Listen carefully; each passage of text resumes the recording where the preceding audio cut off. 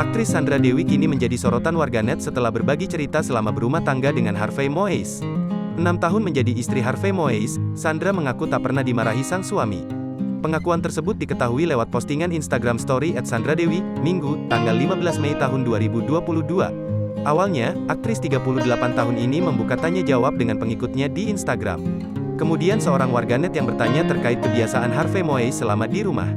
"Pak HM kalau di rumah, suka ngomel nggak kak?" tulis seorang warganet. Ibu dua anak ini tegas mengatakan suaminya tak pernah memarahinya. Lantaran, ia mengaku sosok yang suka marah-marah di rumah adalah dirinya.